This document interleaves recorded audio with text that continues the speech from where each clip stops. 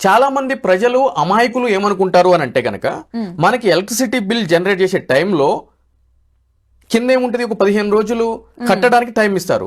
So అదే 15 days notice అని అనుకుంటారు. ఓకే, రైట్, అవును కదా. ఇక్కడ ఆలోచించాల్సిన విషయం ఏంటంటే మన మేధావి వర్గం బిల్లు కట్టడానికి మీకు ఇచ్చిన సముచిత సమయం అది, అంతే తప్ప ఆ సముచిత సమయంలో ఆ తగిన సమయంలో మీరు ఆ బిల్లు కట్టకపోతే వాళ్ళు వచ్చి కట్ చేయవచ్చు మీకు చెప్పకుండా అని చెప్పి దాని అర్థం కాదు. ఓకే, నోటీస్ వేరు, బిల్లు వేరు.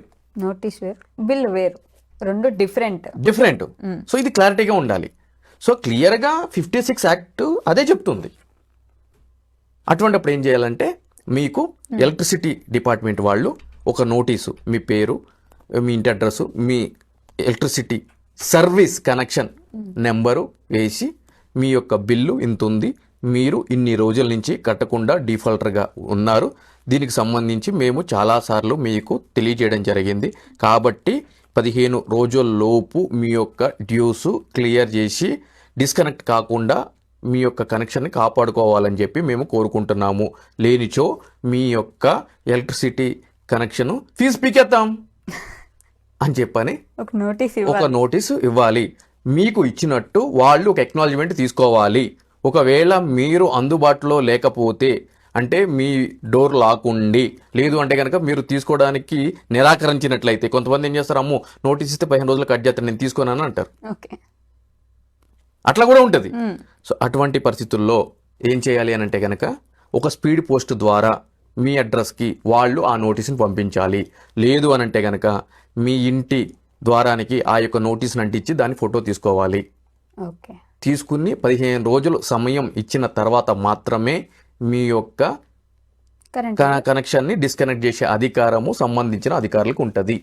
ఒకవేళ ఆ విధంగా నోటీసు ఇవ్వకుండా మీ యొక్క ఎలక్ట్రిసిటీ కనెక్షన్ డిస్కనెక్ట్ చేస్తే, ఆ విధంగా ఎవరన్నా వస్తే క్లియర్గా మీరు అటువంటి వ్యక్తి మీద క్రిమినల్ ట్రెస్పాస్ కేసు బుక్ చేయవచ్చు.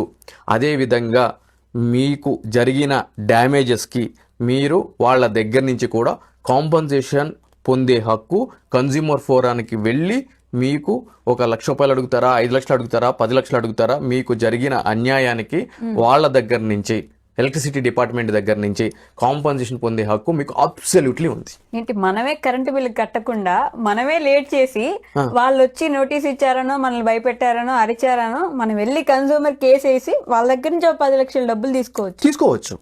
ఎందుకంటే కనుక వాళ్ళు చట్టం ఫాలో కాలేదు కాబట్టి. Ignorance of the law there is no excuse అని చెప్పని అన్నారండి. అంటే మీరైనా, నేనైనా, ఎలక్ట్రిసిటీ వాళ్ళైనా, పిఎం అయినా, సీఎం అయినా కూడా చట్టాన్ని ఫాలో కాకుండా నాకు తెలియదు కదా అని వాళ్ళు చట్టాన్ని ఉల్లంఘిస్తే ఆబ్వియస్లీ చట్టం ముందు వాళ్ళు లోబడే ఉండాలి, కోర్టులు ఇచ్చే తీర్పులకి లోబడి ఉండాలి.